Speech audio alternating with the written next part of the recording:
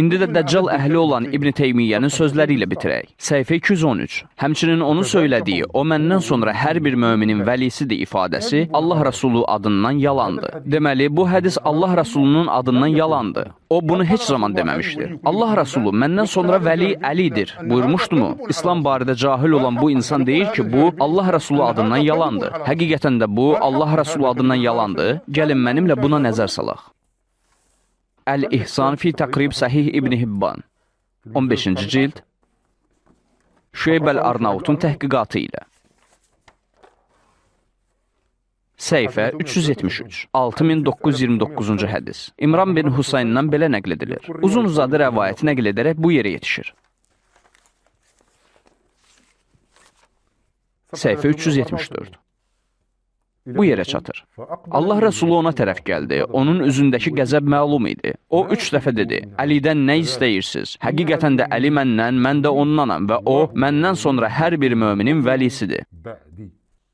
İsnadı güclüdür. Həsən İbn Ömər İbn Şəfiq doğruçudur və ondan Buxari rəvayət nəql etmişdir. Ondan yuxarıdakılardan Cəfər bin Süleymandan başqa hamısı 2 şeyxin raviləridir. Çünki o, Müslimin ravisidir və doğru danışandır. Hədisin isnadı güclüdür. Nasiblərin şeyxi İbn Teymiyyə isə deyir ki, bu Allah Rəsulu adından yalandır. Digər mənbə Əs-Sünnə İbn Əbu Asim 1-ci cild Səhifə 799 1221-ci hədis. İmran bin Hüseyndən belə nəql edilir. Allah Rəsulu sallallahu aleyhi və aleyh buyurdu. Əli məndəndir, mən də ondanam və o, məndən sonra hər bir möminin vəlisidir. İsnadı səhihdir. Raviləri Müslimin raviləridir.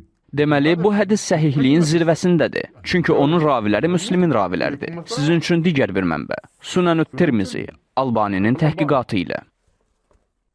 Hədis 3712. Hədis səhihdir və orada deyilir. Əlidən nə istəyirsiniz? Əlidən nə istəyirsiniz? Əlidən nə istəyirsiniz? Həqiqətən də Əli məndən, mən də ondanam və o, məndən sonra hər bir möminin vəlisidir. Həmçinin Albani Səhih Hədislər bölümündə 2223-cü hədisdə bunun səhih olduğunu bildirmişdir. Gəlin gedək Səhih kitabına baxaq. Gəlin indi Səhih Hədislər silsiləsinə baxaq. Silsilətul Əhadisis Səhihə kitabı. Albaninindir. Səhifə 261. Eyni hədisdir. Hədis nömrə 2223. Əlidən nə istəyirsiniz? Həqiqətən də Əli məndən, mən də ondanam və o, məndən sonra hər bir möminin vəlisidir. Sonra isə deyir, bu hədisi Tirmizi, Nəsai Xəsais kitabında İbn Hibban, Əl-Hakim, Təyalisi, həmçinin İbn Ədi özünün Əl-Kamil kitabında qeyd etmişdir. Sonra hədisi qeyd edərək bu yerə çatır. Dedim, o, Müslimin etibarlı ravilərindəndir. Həmçinin hədisin digər raviləri də etibarlıdır. Buna görə də Əl-Hakim deyir, Müslimin şərtinə əsasən səhihdir və Zəhəbi də təsdiqləmişdir. Deməli, hədis səhihdir, heç bir şübhə yoxdur. Gəlin görək Albani nasibi şeyxi İbn Teymiyyə barəsində nə deyir? Səhifə 263. Deyir.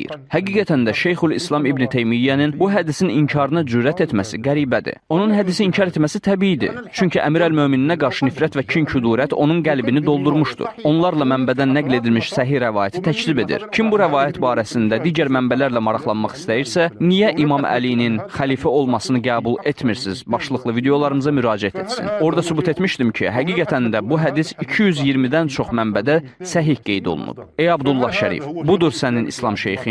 Onun barəsində deyirlər ki, İbn Teymiyyənin bilmədiyi hər hansı bir hədis deyil. Peyğəmbərdir maşallah. İbn Teymiyyənin bilmədiyi bütün hədislər hədis deyil. Biz onun Allah Rəsulunun hədislərinə olan elminin şahidi olduq.